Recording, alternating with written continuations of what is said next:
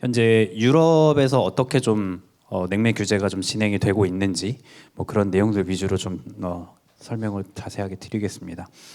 뭐 여러 가지 냉매 규제들에 대한 거는 이제 너무 많이 말씀을 드리지 않아도 잘 알고 계실 것 같아요.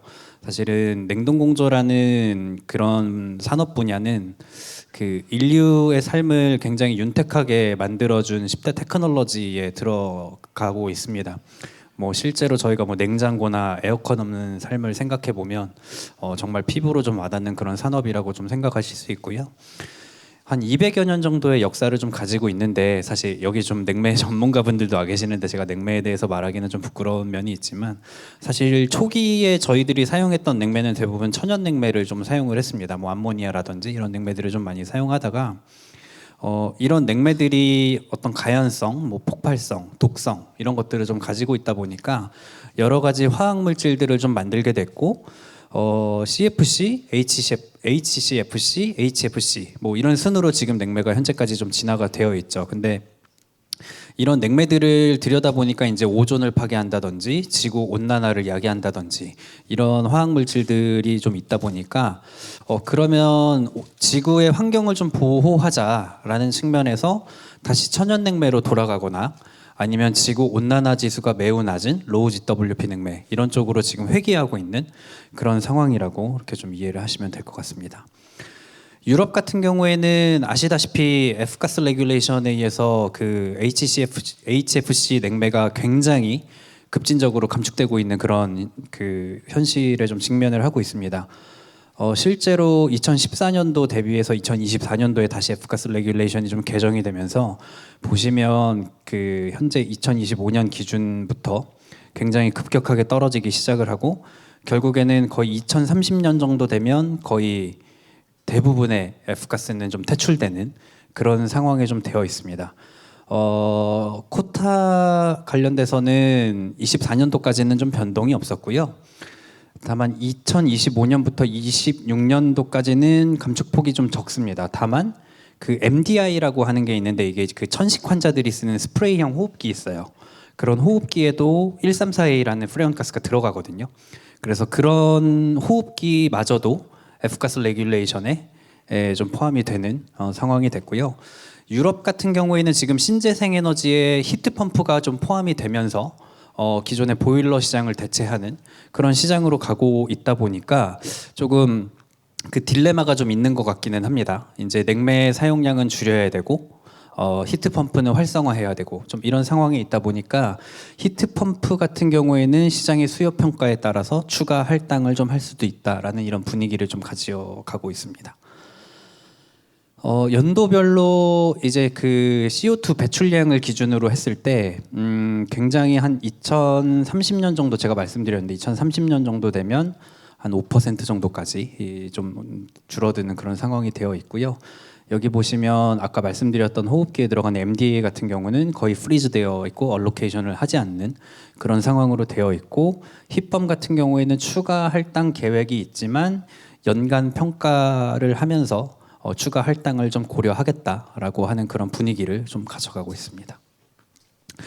앞에서 보였던 F가스 레귤레이션을 보면 사실 좀 보여지지 않는 부분들이 좀 있는데, 어떤 부분을 좀 여기에서 좀 말씀드리고 싶냐면, 실제로 그 MDI 같은 경우에는 134를 쓰고 있다고 제가 좀 말씀을 드렸는데, 134에서 R152A라는 그런 냉매로 좀 전환이 될 예정이고요. 실제로 F가스 레귤레이션의 감축량 대비해서 할당량 자체는 그보다 더 줄어든 실정을 좀 반영하고 있다. 유럽 같은 경우에는 그렇습니다. 실제로 작년에 10월 초에 독일에 있던 칠벤타 냉동공조 전시회를 제가 좀 다녀왔었는데요. 한국에서는 이제 그 하프코라고 하는 냉동공조 전시회가 있고, 뭐 국가별로 이런 냉동공조 전시회가 있고, 이런 전시회를 할 때마다 여러 냉동공조 장비를 만드는 제조사분들이 신냉매라든지 신기술을 적용을 해서 장비들을 좀 전시를 하시는데, 작년 칠벤타 같은 경우에 저에게는 개인적으로는 조금 충격적이었습니다. 왜 그랬냐면 제가 뭐 일일이 개수를 세지는 않았지만, 유럽 같은 경우에는 심지어 지금 우리가 미국이나 우리가 넘어가려고 하는 HFO 계열의 냉매를 적용한 장비는 거의 한 10% 정도 미만 정도로 좀 적용이 되어 있었고요. 대부분이 천연 냉매인 암모니아, CO2, 프로판 이 정도 냉매를 거의 90% 이상 적용하고 전시를 하는 그런 실정에 좀 있었습니다. 단계적으로 뭐 용량별 그다음에 어플리케이션별로 얼마 정도의 GWP 이하의 그 여론 기기들을 사용을 해라라는 단계적 감축안을 좀 가져가고 있고요. 유럽 같은 경우에 보시면 대부분 거의 150이다라고 좀 보시면 될 것 같습니다. 우리나라라든지 미국 같은 경우에는 냉동 장비 같은 경우에는 150 이하, 그다음에 공조용 장비 같은 경우에는 뭐 750 정도 이렇게 좀 되어 있고 그 하위에 또 많은 어플리케이션들이 있습니다. 그래서 어플리케이션별로 좀 상이하기는 하지만 주목할 만한 점은 2032년도 정도가 되면 굉장히 소형 냉동기나 공조, 히트펌프 같은 경우에는 F가스가 퇴출되는 그런 시나리오로 지금 가고 있다라고 좀 보시면 될 것 같습니다. 다만 이제 앞에서 발표하셨던 분들도 이제 좀 이야기를 하셨지만 우리가 냉매를 이제 함부로 배출하지 못하고 회수해야 되는 규제가 우리나라도 생겼죠. 그러다 보니까 이렇게 회수한 냉매들에 대한 재사용, 서비스 이런 측면에서 어떤 규제들을 유럽은 가지고 있냐면 서비스 같은 경우에 완전 새 냉매를 사용하는 경우에는 GWP 2500 이하로 냉동하고 공조 시장 같은 경우에는 이미 규제를 좀 시작을 하고 있고요. 다만 재사용하는 냉매에 대해서는 2030년 정도까지는 해서 제약을 두지 않겠다라고 하고 있습니다. 다만 이제 새로운 냉매를 사용하게 될 때는, 그러니까 새 냉매를 사용하게 될 때는 750 이하를 사용해라라고 하는 그런 규제들을 좀 가져가고 있습니다. 또 유럽 쪽 같은 경우에도 아까 이제 뭐 중동이나 그 남아메리카 정도 같은 경우에는 여러 유럽이나 북미 쪽에 이제 수출을 하는 시장으로 이렇게 좀 안내를 좀 해주셨었는데요.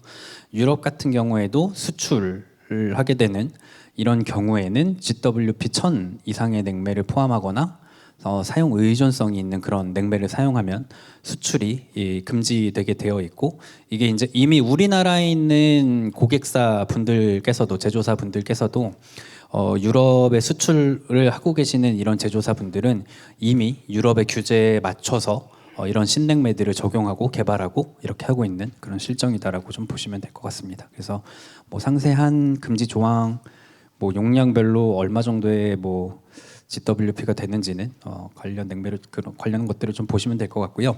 다만 그런 사항들은 있습니다. 지금 대체로 개발되고 있는 HFO 계열의 냉매들이 저희 같은 경우에는 이제 그 냉동 시스템에 들어가는 컴포넌트를 제조하는 회사거든요. 그럼 예를 들어서 압축기를 예를 들면 지금 현재 가정용 에어컨에 그 삼성 LG가 많이 사용하고 있는 게 이제 R410A입니다. 물론 이제 삼성 LG 같은 경우에는 R32로 가기도 하지만 미국 시장 같은 경우에는 R4542로 이제 넘어가고 있거든요.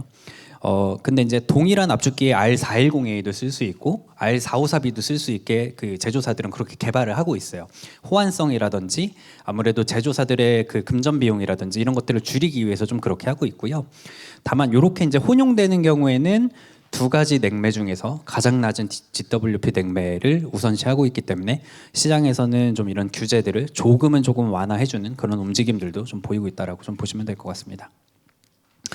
이렇게 급격하고 굉장히 강력하게 그 천연 냉매나 HFO 낮은 GWP 냉매로 전환이 되고 있는 과정에서도 여러 가지 제약이 있기 때문에 시장의 판도는 조금씩 변화할 수는 있다라고 이렇게 좀 보실 수는 있을 것 같고요. 그것 중에 하나가 이제 얼마나 가격적으로 메리트가 있느냐, 얼마나 친환경이냐, 얼마나 안전하냐 이런 세 가지의 것들을 좀 고려해야 되고요.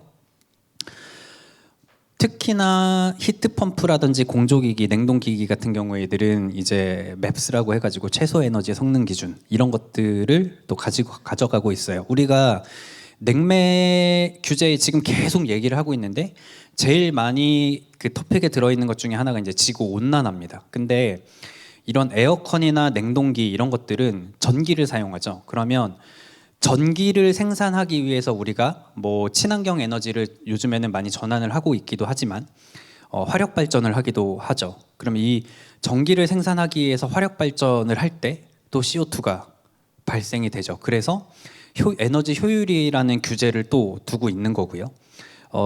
그런 성능 기준이라든지 또는 가연성 냉매라고 앞에서 계속 좀 이야기를 하셨기 때문에 안전, 그다음에 특히 최근에는 또 CO2라고 하는 굉장히 메리트 있는 냉매가 좀 각광을 받고 있는데, 이 냉매가 이 CO2 같은 경우에는 굉장히 좀 다루기가 까다롭습니다. 그래서 이런 제조사들이 이런 가연성 냉매에 대한 안전 대책이라든지 CO2에 대한 기술력 이런 확보가 제대로 되지 않는데 냉매만 무조건 써라라고 할 수는 없기 때문에 이런 미지의 변수들이 좀 있다라고 이렇게 좀 말씀드릴 수 있을 것 같습니다. 그래서 요약을 좀 해보면 모든 어플리케이션에서 에너지 효율하고 안전성을 줄수할 수 있는 낮은 GWP에 대한 부품과 솔루션, 기술력 이런 것들이 좀 필요하다라고 이렇게 좀 요약을 해볼 수 있을 것 같습니다. 간단하게 미국에 대해서도 조금 장표를 좀 준비를 했는데요. 미국 같은 경우에는 몬트리올 의정서의 단계적 감축에 의해서 관리가 좀 되고 있고요. 할당량에 대한 불확실성은 아직까지 없는 것으로 그렇게 좀 되어 있습니다. 다만 이제 로우 GWP 냉매 공급을 보장하기 위해서 스냅 규정이 EPA에 의해서 지속적으로 좀 업데이트가 되고 있는 그런 상황입니다. 다만 이제 미국 같은 경우에도 유럽하고는 조금 속도가 다르긴 하지만 미국도 굉장히 빠르게 F가스 퇴출을 위한 움직임이 좀 있다라고 이렇게 좀 보시면 될 것 같습니다.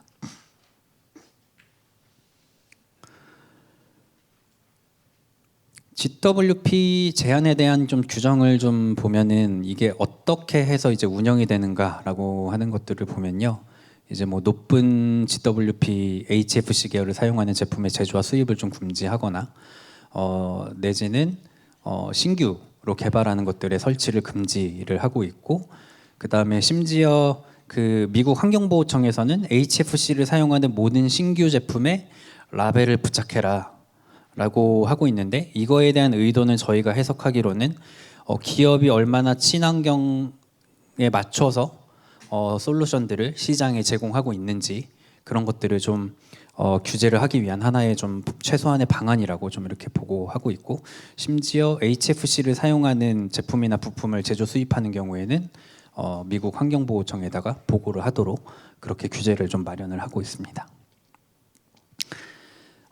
상세 어플리케이션별로 GWP를 좀 규제를 하고 있고요. 연도별로 되어 있고 뭐 자세한 정보는 EPA 홈페이지에 들어가 보시면 좀 나와 있기 때문에 이런 부분들은 좀 참고를 하시면 될 것 같습니다. 다만 미국도 EU 기준에 맞춰서 점차적으로 좀 따라가고 있다, 이렇게 좀 이해를 하시면 될 것 같습니다.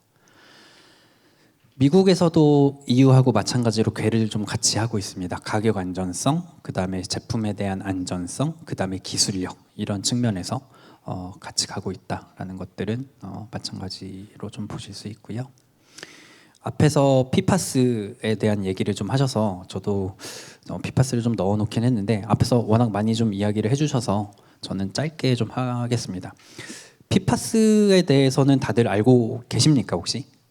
들어보셨을까요? 사실 덴포스에서도 지난 한 4, 5년 동안 매년 대체 냉매에 대한 솔루션에 대해서 세미나를 좀 했었고 그때 PFAS에 대한 얘기를 제가 굉장히 좀 많이 했던 기억이 좀 나는데요. PFAS의 핵심은 이제 여기 보이는 이 산성 물질에 대한 규제라고 좀 보시면 될 것 같습니다. 우리가 쓰고 지금 대체하려고 하는 HFO 계열의 냉매들에 이런 성분이 좀 있기 때문에 규제를 하려고 하는 움직임들이 좀 있는 거고요. 약산성 물질을 띠는 그런 성분이라고 좀 보시면 될 것 같고요. 뭐 인체에 막 굉장히 심각하게 유해하다 이렇지는 않습니다. 다만 수용성이라서 물에 굉장히 잘 녹고요.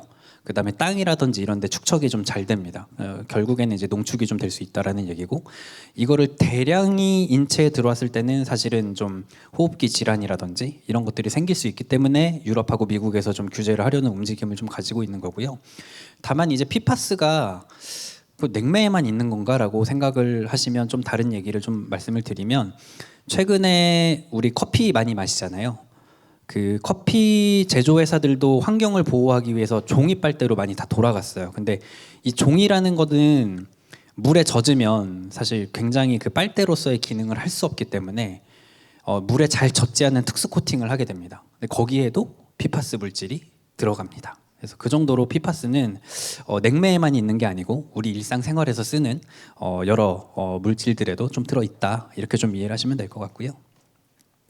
현 시점에 그럼 PFAS가 어디에 와 있냐라고 이렇게 좀 보시면, 현 시점에는 EU 집행위원회가 제한하는 안에 대한 초안을 작성해서 회원국들과 함께 결정을 좀 할 예정이고요. 내년도 정도에 좀 결정이 되고 발효 시점은 잠재적으로 후년에 이렇게 좀 한다라고 좀 되어 있습니다. 그래서 실제로 제가 이 장표에는 넣지는 않았는데 과거에 덴포스에서 했던 여러 세미나에 HFO 대체 냉매로 소개되었던 대부분 거의 90%의 냉매들이 만약에 PFAS 때문에 굉장히 엄격하게 규제를 한다라고 하면 대부분은 사실 사용하지 못하는 그런 상황에 있는데, 아마 시장 상황이라든지 산업의 현장 상황이라든지 이런 것들을 무시할 수 없기 때문에 어느 정도는 좀 규제가 그렇게 강하지는 않을 것 같다라고 현재는 그렇게 좀 예상은 좀 하고 있습니다. 좀 양면성을 가지고 있습니다. 이 PFAS는 F가스 레귤레이션이라고 하는 측면하고 리치라고 하는 이런 환경보호 측면. 그러니까 F가스는 지구 온난화를, 기후 변화를 대비하자라는 거고, 이 리치는 환경을 보호하자라는 측면에서의 뭔가 상충되는 것들이 좀 있는데, 특히 그 자동차에 사용하는 1234YF가 HFO 계열 중에서 TFA 생성 비율과 배출량이 가장 높은 것으로 이렇게 좀 되어 있고요. 특히나 자동차 같은 경우에는 일반 가정이나 산업용 기기들에 비해서 냉매 누설의 리스크가 더 높은 디바이스이기 때문에 좀 그렇다라고 좀 이해를 하시면 될 것 같습니다. 그래서 PFAS하고 F가스 레귤레이션 사이에 어떤 연관성이 있느냐라고 하면 직접적으로는 없다라고 말씀을 드릴 수 있지만, 그럼에도 불구하고 로우 GWP하고 울트라 로우 GWP 냉매 중 일부가 제한 대상에 포함되기 때문에 냉매 선택의 폭이 좀 제한될 수도 있고, 저희들은 2027년에 발효되는 이런 유럽이나 미국의 동향을 좀 예의주시하면서 저희들도 좀 어떤 정책이라든지 제조사들에 대한 가이드라인 이런 것들이 좀 준비가 되어야 할 것 같다라는 좀 생각을 좀 전달드리고 싶습니다. 네, 뭐 중국하고 미국은 좀 생략을 좀 하고요. 유럽 같은 경우에는 여기서 보시면 거의 지금 다 천연 냉매입니다. R744 CO2고요. 이미 유럽은 안정화 단계에 진입했다. 그리고 이미 성장하고 있는 그런 시장 단계에 진입했다라고 보시면 될 것 같고요. 프로판 같은 경우에도 히트펌프, 가정용 히트펌프에 널리 사용되고 있는 그런 냉매다라고 이렇게 보시면 될 것 같습니다. 다만 앞에서도 좀 이야기해 주셨듯이 고온고압 히트펌프에는 일부 뭐 1234ZE라든지 1233ZD라든지 이런 냉매들이 좀 사용되고 있다라고 좀 이해를 하시면 될 것 같습니다. 요거는 각 어플리케이션별로, 요거는 이제 냉동에 관련된 어플리케이션별로 GWP가 어떻게 될 것이다라고 이제 쇼텀, 미드텀, 롱텀 이렇게 좀 나타냈고요. 뒤에는 이제 공조와 관련된 것들도 좀 표현을 해놨습니다. 제가 그 발표 자료를 좀 제출하고 좀 이 부분을 좀 추가로 좀 작성이 필요할 것 같아서 좀 작성을 해서, 요거는 좀 안내 유인물에 좀 없는 내용이긴 한데 안전과 관련돼서도 한번 좀 언급을 하는 게 좋지 않을까? 라는 생각을 해서 좀 말씀을 좀 드렸고요. A1 냉매는 앞에서 또 이야기를 들으셨겠지만 뭐 비가연성입니다. 근데 그럼 A1 냉매는 안전합니까? 라고 물었을 때 사실 동의하기는 어려운 것 같아요. 한 10여 년 전쯤에 그 이마트 기계실에서 그 열원기기를 정비하던 그 현장 작업자 2명이 질식사했다라는 기사를 제가 접했던 걸로 좀 기억이 납니다. 뭐 대형 냉동기 같은 경우에는 냉매가 수톤이 들어갑니다. 그럼 결국에 밀폐된 기계실에서 A1 냉매가 누설이 됐을 때 이 밀폐된 공간 안에서의 산소 포화도가 떨어지게 되고, 인간은 A1 냉매는 무생무치이기 때문에 이를 인지할 수 없고 그로 인해서 이제 질식사할 수 있는, 사실 모든 냉매는 위험합니다. 그렇게 따지면 좀 위험하지만 일단은 가연성이라는 게 없기 때문에 충진량에 대한 제한도 없고 폭발성에 대한 규제도 받지 않는다. 라고 이렇게 이해를 하시면 될 것 같고요. 지금 저희가 가려고 하는 그 HFO 계열은 다 A2L 계열의 냉매다라고 좀 보시면 될 것 같고요. 점화를 하기 위해서는 굉장히 큰 에너지가 필요합니다. 그러니까 우리가 뭐 이런 가스레인지 붙일 때 이런 스파크에는 불이 붙지 않고 직접적으로 이제 불씨라든지 이런 것들이 필요합니다. 그렇기 때문에 가연성 냉매이기는 하지만 높은 에너지가 필요하다라는 측면에서는 그래도 상대적으로 좀 안전하다라고 이렇게 인식을 할 수 있고요. 그렇기 때문에 상당히 많은 충전량도 좀 허용하고 있고 폭발성 환경용 장비 요구 대상에 포함되지도 않기는 하지만 유럽의 경우에는 여러 가지 규제들을 통해서 환기, 가스 센서, 충진량 제한, 시스템 압력 및 안전장치 이런 것들에 대한 규제는 마련하고 있다라고 이렇게 좀 말씀을 드릴 수 있을 것 같습니다. A3 냉매 같은 경우에는 대표적인 게 이제 R290 프로판이라는 거고요. 얘는 냉매 충진량을 굉장히 엄격하게 규제를 받고 있고 물론 150g에서 500g까지 충진 한도가 좀 상향되기도 했고 이런 표준이라든지 규정이 굉장히 좀 명확하게 세워져 있는 그런 냉매 계열이다라고 좀 보시면 될 것 같습니다. 그럼 가연성 냉매는 정말로 위험한가라는 측면에서 봤을 때는 위험이라는 건 실제 존재하기는 합니다. 존재하긴 하지만 죄송합니다. 오타가 좀 있는데 서비스 지침을 좀 준수하고 점화원을 피하고 환기를 좀 확보해 준다면 우리가 안전하게 좀 쓸 수 있다라는 것들입니다. 잠재적인 점화원이라는 거는 그럼 어떤 것들이 있느냐라고 하면 모든 전기가 들어가는 이런 접점 이런 것들 특히 펌프 그다음에 서멀 오버로드 그다음에 우리 제상용 히터 그다음에 스위치 릴레이 컨택터 그다음에 서모스탯 압력 스위치 팬 모터 이런 것들이 잠재적인 점화원이 될 수 있다. 그래서 실제로 수출하시는 저희 제조사분들 중에서는 그 R290 장비에 어떤 그렇게 요구되지는 않지만 안전을 위해서 방폭 등급의 제품들을 찾는 그런 문의도 좀 꽤 많았던 것 같습니다. 그래서 그 A3하고 A2L 계열, 프로판하고 HFO 계열 이런 걸로 봤을 때 불시에는 모두 불이 붙습니다. 다만 정기적인 스위치, 아크, 그러니까 그 하나의 좀 스파크라고 하죠. 그런 스파크에는 A3는 붙지만 얘는 거의 붙지 않는다라고 이렇게 좀 이해를 하시면 될 것 같습니다. R290 같은 경우에는 미국 같은 경우에는 뭐 가정용이냐 상업용이냐 상업용도 개방형이냐 폐쇄형이냐 그러니까 5개에 설치되냐 실내에 설치되냐 아니면 기존 소매식품 냉장 장치냐에 따라서 충진량을 최대 500g까지 이렇게 좀 규제를 하고 있고요. 가스 센서는 필수라고 이렇게 보실 수 있습니다. 유럽 같은 경우에도 EN378 규정에 의해서 좀 합리적인 것 같아요. 유럽 같은 경우에는 보시면은 이 최대 충진 허용량을 어떻게 계산하냐면 그 로어 플레머블 리미트라고 해서 그 얘는 이제 그 냉매 회사의 어떤 그 물성을 보고 좀 결정을 하는 거고요. 여기 있는 HO 같은 경우에는 장비 설치 형상 개수라고 해서 바닥에 설치되냐, 벽에 설치되냐, 창문에 설치되냐, 천장에 설치되냐에 따라서 어떤 보정 개수를 넣고 이거에 따른 충전량 리미트를 결정하고 있고 이 리미트가 넘어가는 경우에는 가스 센서를 필수적으로 설치해라라고 좀 하고 있습니다. 최근에 국내에서 좀 악유가 많이 되고 있는 것들 중에 하나는 과연 A2L 계열에다가 가스 센서를 설치해야 하냐 말아야 하냐.